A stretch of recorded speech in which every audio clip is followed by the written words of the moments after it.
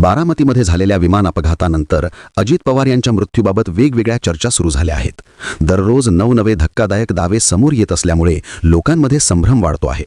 काही लोक असंही म्हणत आहेत की अजित पवार अजून जिवंत आहेत आणि त्यांचा मृत्यू झालाच नाही।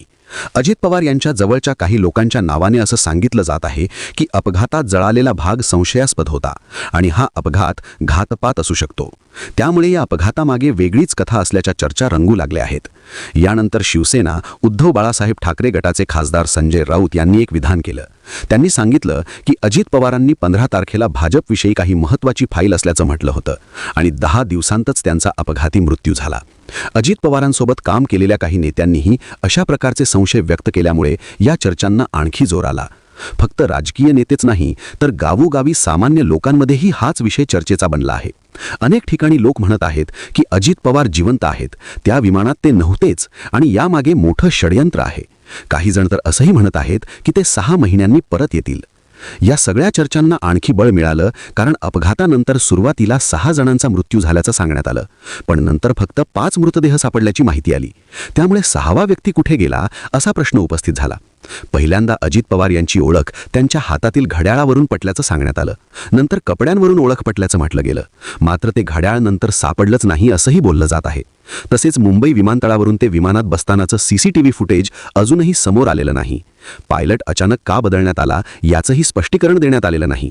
या सगळ्या गोष्टींमुळे लोकांच्या मनात शंका निर्माण होत आहेत आणि अजित पवार अजून जिवंत आहेत का असा प्रश्न सतत विचारला जात आहे।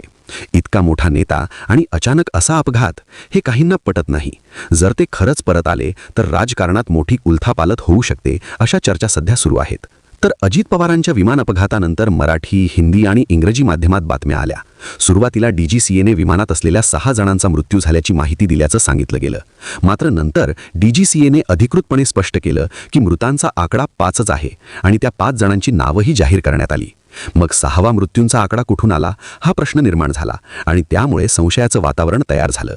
सध्या सोशल मीडियावर अपघातग्रस्त विमानाचं पॅसेंजर मॅनिफेस्ट व्हायरल होत आहे। त्यामध्ये पॅसेंजर अटेंडंट पिंकी माळी यांचं नाव पॅसेंजर लिस्टमध्ये आहे। त्यांच्यासोबत अजित पवार आणि विदीप जाधव यांची नावं आहेत, तर क्रू लिस्टमध्ये सुमित कपूर आणि शामवी पाठक यांची नावं आहेत। म्हणजे विमानात एकूण 5च जण होते, तरीही 6 जणांचा आकडा कसा आला हा प्रश्न उपस्थित होतो। जेव्हा डीजीसीए आणि संबंधित कार्यालयांना विचारणा करण्यात आली तेव्हा अधिकाऱ्यांनी सांगितलं की क्रूमध्ये 3 जण होते आणि पॅसेंजर मॅनिफेस्टमध्येही 3 प्रवासी दाखवले होते। त्यामुळे सुरुवातीला 6 जणांचा मृत्यू झाल्याच्या बातम्या चुकून पसरल्या असाव्यात असं सांगितलं जात आहे। व्हायरल झालेल्या पॅसेंजर मॅनिफेस्टमध्ये C2, C3 आणि B2 हे आकडे प्रिंट न करता हाताने लिहिलेले दिसत आहेत। हे आकडे बोर्डिंग पूर्ण झाल्यानंतर विमानात नेमके किती लोक आहेत हे दाखवण्यासाठी लिहिले जातात। ही प्रक्रिया विमानाचं दार बंद होण्यापूर्वी शेवटी केली जाते। अजित पवार चार्टर्ड विमानाने प्रवास करत होते। चार्टर्ड विमानात लोड आणि बॅलन्ससाठी काही वेळा क्रू मेंबर्सनाही पॅसेंजरमध्ये मोजलं जातं। त्यामुळे पिंकी माळी यांचं नाव पॅसेंजर लिस्टमध्ये का आहे, कॅप्टनना C2 मध्ये का मोजण्यात आलं आणि P3 मध्ये अजित पवार, विदीप जाधव आणि पिंकी माळी यांची नावं का आहेत असे प्रश्न उपस्थित झाले। B2 हा आकडा बॅग्ससाठी असल्याचं सांगितलं जात आहे। त्यामुळे पिंकी माळी यांची मोजणी 2दा झाली का अशा चर्चा सुरू झाल्या। मात्र बोर्डिंग वेळी तयार होणाऱ्या अधिकृत पॅसेंजर मॅनिफेस्टमध्ये 5च जणांची नोंद असल्याचं स्पष्ट होतं। तरीही 6वा माणूस कुठे गेला या चर्चांना उधाण आलं आणि अजित पवार जिवंत असल्याच्या अफवांना हवा मिळाली। या चर्चांना आणखी बळ मिळालं कारण अपघातानंतर मृतदेहाची ओळख कशी पटली हा प्रश्न उपस्थित झाला। अपघातानंतर काही प्रत्यक्षदर्शींनी माध्यमांशी बोलताना सांगितलं की स्फोट झाला आणि 2 मृतदेह बाहेर फेकले गेले। हातातल्या घड्याळावरून आणि गॉगलवरून हा अजित पवारांचा मृतदेह असल्याची ओळख पटली असं सांगण्यात आलं। मृतदेहाचं डोकं नीट दिसत नव्हतं, पाय सुजलेले होते, त्यामुळे घरातलं ब्लँकेट आणि कपडे देऊन मृतदेह गुंडाळण्यात आला। मात्र आमदार अमोल मिटकरी यांनी दावा केला की अजित पवारांची ओळख हातातील घड्याळावरून पटलेली नाही। ते घड्याळ नेमकं कुठे आहे याबाबत कोणीही स्पष्ट माहिती देत नाही, कारण ते घड्याळ मृतदेहाच्या हातातच नव्हतं असं ते म्हणाले। याच दरम्यान पोलीस सूत्रांच्या हवालाने बातम्या आल्या की अजित पवारांची ओळख घड्याळावरून नव्हतीच, त्यामुळे मृतदेहाची ओळख कशी पटली याबाबतचा संशय वाढत गेला। अजित पवारांचे जुने सहकारी आणि विद्या प्रतिष्ठानचे संस्थापक सदस्य किरण गुजर हे रनवेवर त्यांना रिसीव्ह करण्यासाठी थांबले होते। त्यांनी सांगितलं की स्फोट झाल्यानंतर एक सीट बाहेर आली आणि धुराचे लोट उठले। त्यानंतर समोर मृतदेह दिसला आणि पाहता क्षणी तो अजित पवारांचाच असल्याचं लक्षात आलं, कारण ते अनेक वर्षांपासून त्यांना ओळखत होते। त्यांनी घड्याळाचा कोणताही उल्लेख केला नाही। पोलीस सूत्रांनी नंतर सांगितलं की अजित पवारांच्या मृतदेहाची ओळख घड्याळावरून नाही तर कपड्यांवरून पटली। त्यांच्या कुर्त्याच्या उजव्या बाजूला असलेल्या विशिष्ट कापडाच्या डिझाईनवरून पोलिसांना खात्री झाली की मृतदेह अजित पवारांचाच आहे. डाव्या हातावर दिसणारा भाग घड्याळाचा नसून कुर्त्याचाच भाग आहे असंही पोलिसांनी स्पष्ट केलं.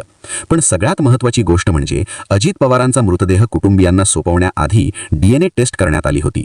डीएनए टेस्टमधून ओळख पटल्यावरच हा मृतदेह अजित पवारांचाच आहे यावर अधिकृत शिक्कामोर्तब करण्यात आलं.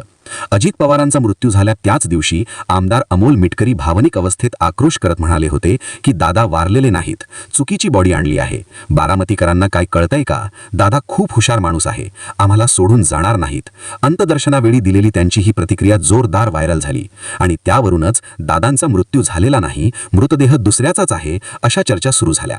मात्र अजित पवारांच्या मृत्यूचा मिटकरींना प्रचंड धक्का बसला होता. घरातल्या माणसावर अशी वेळ आली तर जी स्वाभाविक प्रतिक्रिया येते तशीच भावनिक प्रतिक्रिया त्यांच्या तोंडून बाहेर पडली असं नंतर सांगण्यात आलं. त्यानंतर त्यांनी अपघाताबाबत अनेक प्रश्न उपस्थित केले आणि हा अपघात नसून घातपात असू शकतो असा संशय व्यक्त केला. आजही ते या प्रकरणाची सखोल चौकशी व्हावी अशी ठाम मागणी करत आहेत. अजित पवारांच्या अस्थि विसर्जनाच्या दिवशीही त्यांनी हा अपघात कसा झाला याची चौकशी करण्याची मागणी पुन्हा केली. चुकीची बॉडी असल्याचं वक्तव्य भावनिक अवस्थेत केल्याचं सांगण्यात आलं असलं तरी घातपाताचा संशय मात्र मिटकरींनी उघडपणे व्यक्त केला आहे. याच पार्श्वभूमीवर आणखी एक मुद्दा चर्चेत आला आहे. अजित पवार विमानात बसले होते याचा थेट पुरावा म्हणून सीसीटीव्ही फुटेज अद्याप समोर आलेलं नाही. त्यामुळे आमदार अमोल मिटकरी यांनी मागणी केली आहे की डीजीसीएचा ब्लॅक बॉक्स अहवाल येण्याआधी 28 जानेवारी 2026 रोजी अजित पवार मुंबई विमानतळावर प्रवेश केल्यापासून ते विमानात बसेपर्यंतचं सर्व सीसीटीव्ही अधिकृतपणे जाहीर करावं. त्यांच्या या मागणीनंतर अजित पवार मुंबईतल्या बंगल्यातून बाहेर पडताना, विमानतळावर पोहोचताना आणि विमानात बसतानाचं फुटेज पब्लिक करावं अशी चर्चा सुरू झाली. मात्र अशा सीसीटीव्ही फुटेजबाबत सुरक्षा कारणांमुळे अडचणी येतात. विमानतळ, चार्टर्ड विमानाची सुरक्षा प्रक्रिया तसेच अजित पवार सारख्या महत्त्वाच्या नेत्यांचं निवासस्थान हे सर्व हाय सिक्युरिटी झोनमध्ये येतात. अशा ठिकाणचं फुटेज सार्वजनिक केल्यास सुरक्षा व्यवस्थेची माहिती बाहेर जाण्याचा धोका असतो. याचा अर्थ असा नाही की हे फुटेज उपलब्धच नाही. तपास यंत्रणांनी मागणी केल्यास विमानतळ प्रशासन आणि संबंधित यंत्रणा हे फुटेज त्यांना देतात. मात्र प्रवाशांची प्रायव्हसी आणि सुरक्षा प्रोटोकॉलमुळे ते थेट पब्लिक केलं जात नाही. अजित पवारांचं घरही व्हीआयपी झोनमध्ये असल्यामुळे तिथलं फुटेज तपास यंत्रणांनाच दिलं जातं. म्हणूनच सध्या ही सर्व माहिती सार्वजनिक झालेली नाही. सूत्रांच्या माहितीनुसार ब्लॅक बॉक्सच्या तपासासाठी 2 ते 3 महिने लागू शकतात आणि त्यानंतरच अंतिम सत्य समोर येण्याची शक्यता आहे. अजित पवार जिवंत असल्याचा दावा का केला जातोय याचं मुख्य कारण म्हणजे सुरुवातीला 6 मृत्यू झाल्याची बातमी पसरली होती. नंतर फक्त 5 मृतदेह सापडल्याचं सांगण्यात आलं.